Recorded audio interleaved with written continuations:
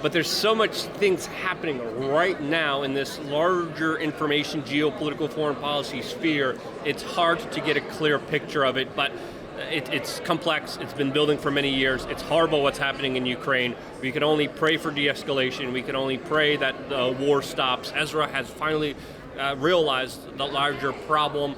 He's addressing it, and I want to commend him for him being able to change his stance as the situation changed, even though it might not be popular in some circles. I just finished an interview with Rudkowski of Luke We Are Change. We touched on Ukraine, Canada, and a few other issues. Check out this interview. If you like what you see, check out rebelcpac.com for all of my coverage, all of Rebels coverage. You've been following the Ukraine crisis, Russia attacking Ukraine. What are your thoughts about it? I mean, this has been the situation that's been building up since 1998 under the Madeleine Albright foreign policy that has been expanding NATO on the front lines of the Russian border. Russia has been unpredictable. It absolutely made an extremely aggressive, dangerous moves that not only endangers the people of Ukraine, but the people of Europe, the people of the world, and also the larger financial markets that are at play here. There's a lot of noise out there. There's a lot of propaganda. There's a lot of disinformation, and that's why it's been crazy following this, because there's so many videos, there's so many things out there, but there's so much things happening right now in this larger information, geopolitical, foreign policy sphere. It's hard to get a clear picture of it, but it's complex. It's been building for many years. It's horrible what's happening in Ukraine. We can only pray for de-escalation. We can only pray that the war stops. Anytime a war happens, it's one of the worst acts humanity could commit against anyone else, and all signs point that it won't. So this is a situation that I've been, as you can see, paying attention to very dearly, because it could quickly escalate.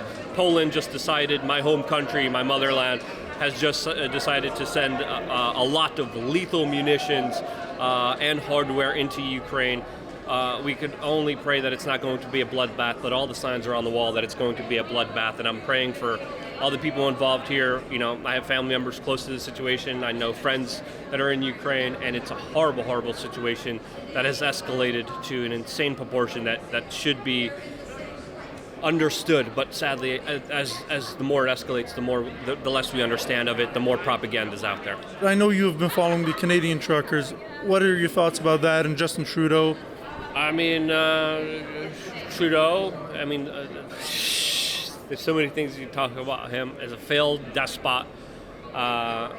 His policies, not even just wearing blackface, but his policies are absolutely endangering the people of Canada, but also to the larger ideas of personal responsibility, of personal liberty and personal freedom. He is the antithesis of the World Economic Forum president.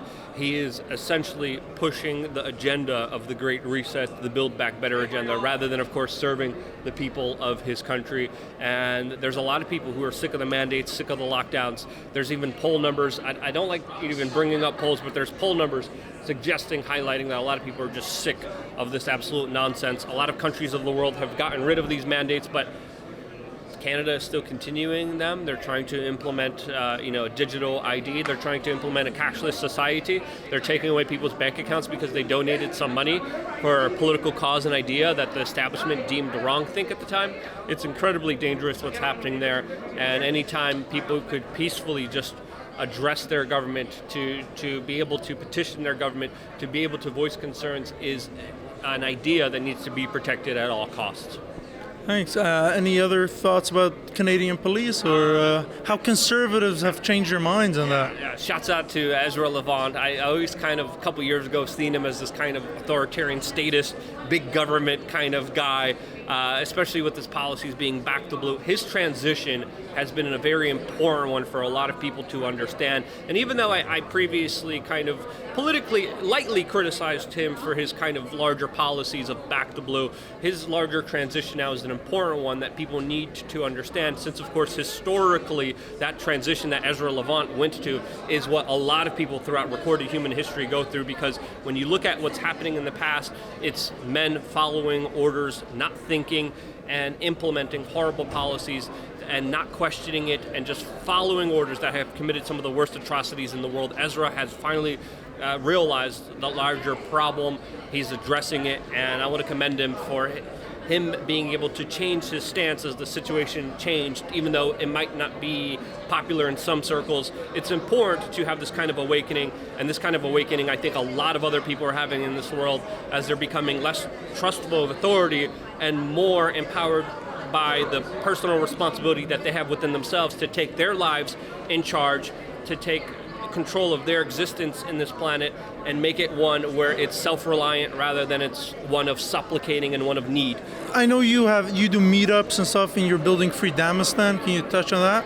Well, it's all about just understanding personal responsibility, personal freedom, learning how to become self-sustainable, learning how to grow your own food, filter your own water. I did an entire master class on LukeUnsensor.com called Apocalypse Survival Training Drills, where in New Hampshire I worked with Special Forces Green Berets, and we were taught exactly how to survive in situations.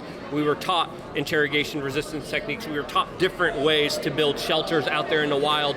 And I think the more we become self-reliant, the more we become intelligent, the more we empower ourselves with the ability to not need anyone or anything or any government, the better off we're going to be. The better off we're going to be prepared for the larger calamities ahead. History tells a story of war, of disease, of conquest, of death.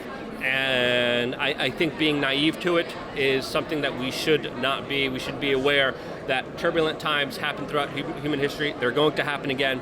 You need to be prepared more than ever, and that's why we're doing this kind of prepper mindset of self-reliance, personal responsibility. LukeUnsensor.com really has all of it, and you just got to click the AST, Apocalypse Survival Training information in there, and then you're able to find out more about everything that we're doing. I'm at CPAC in beautiful sunny Orlando, Florida, where I am bringing you the story of CPAC and interviewing interesting guests, politicians and other people. If you want to check out our reports, go to rebelcpac.com and you can make a donation there to help support our journalism. Thank you so much.